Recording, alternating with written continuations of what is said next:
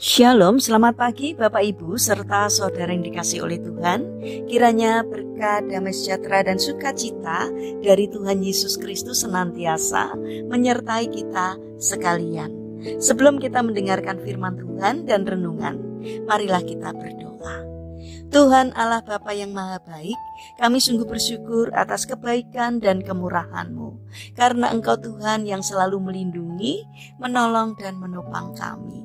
Terima kasih atas setiap kemurahan-Mu, ya Tuhan.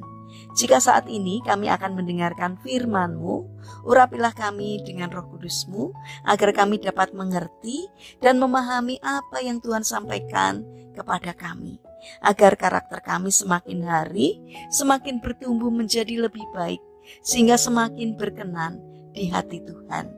Terima kasih Tuhan, di dalam nama Tuhan Yesus Kristus kami berdoa. Amin. Bapak Ibu serta saudara yang dikasihi oleh Tuhan, bacaan firman Tuhan saat ini diambil dari TP2, Kitab Kisah Para Rasul pasal 2 ayat 47. Demikianlah sabda Tuhan. Sambil memuji Allah dan mereka disukai semua orang, tiap-tiap hari Tuhan menambah jumlah mereka dengan orang yang diselamatkan. Tema renungan saat ini adalah hidup ini butuh sentuhan. Bapak Ibu serta saudara yang terkasih, ada seorang pemuda menghabiskan 1 jam di sebuah bank dengan ayahnya. Ayahnya hendak mentransfer sejumlah uang. Pemuda itu tidak bisa menahan diri dan berkata kepada ayahnya, "Aduh ya, seharusnya ayah menggunakan internet banking sehingga semuanya mudah."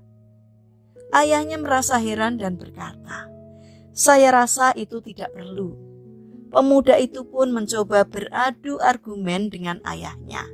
"Tapi ya, kalau kita ada internet banking, kita tidak perlu menghabiskan sejam hanya untuk transfer. Kita bahkan bisa belanja online dan segala sesuatunya akan menjadi sangat mudah." Ayahnya kemudian bertanya, "Jadi kita tidak harus keluar rumah?" Pemuda itu pun mengiyakan, bahkan terus mempromosikan internet banking agar kejadian ini tidak terulang lagi. Namun tiba-tiba sang ayah memotong antusiasnya dan mulai menceritakan alasannya mengapa ia tidak memakai internet banking. Sejak ayah masuk ke bank ini, ayah sudah bertemu dengan 4 teman dan mengobrol sebentar dengan pegawai bank.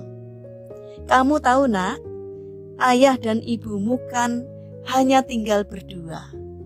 Temanlah yang kami perlukan." Saat ini bagi ayah pertemanan dengan orang lain terasa penting.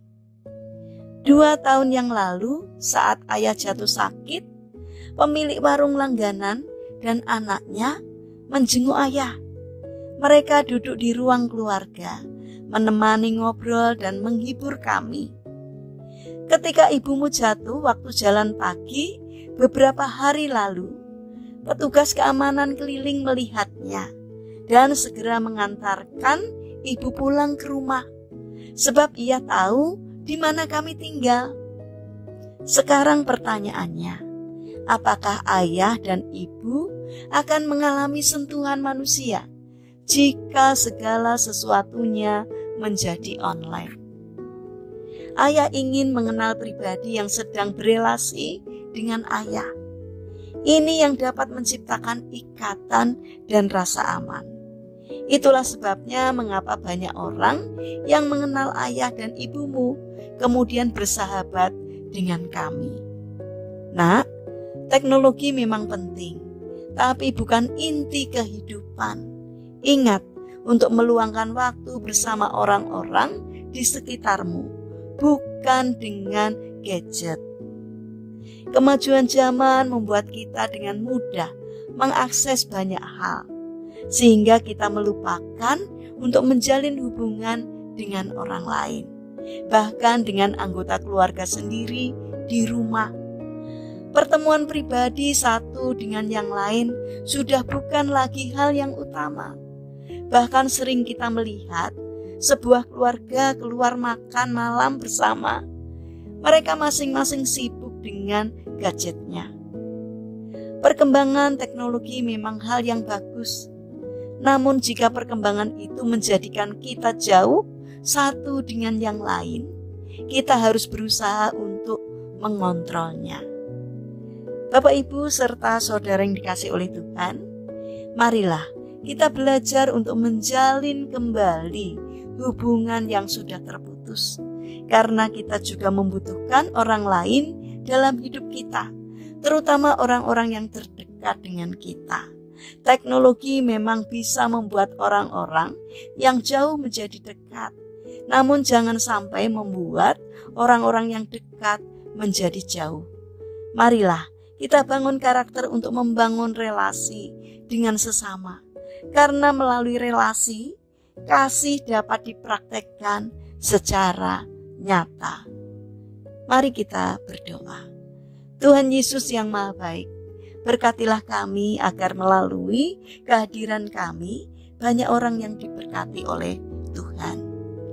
Bapa yang Maha Baik, kami ingin menyerahkan seluruh aktivitas kami hari ini ke dalam tangan-Mu. Kami memohon penyertaan dan pertolongan Tuhan. Berikanlah kesehatan kepada kami dan juga kepada orang-orang yang kami kasihi. Kami memohon kiranya Tuhan yang menolong dan memberkati kami. Bapa yang Maha Kasih, saat ini kami berdoa untuk saudara-saudara kami yang mengalami lemah fisik atau sakit. Kiranya Tuhan berbelas kasih untuk menjamah dan menyembuhkannya. Bapa yang Maha Baik, kami berdoa untuk pemerintahan bangsa kami. Berikanlah hikmat-Mu kepada Bapak Presiden agar di dalam menjalankan tugasnya takut akan Engkau, sehingga kehendak-Mu sajalah yang dilakukannya. Terima kasih Bapa yang baik.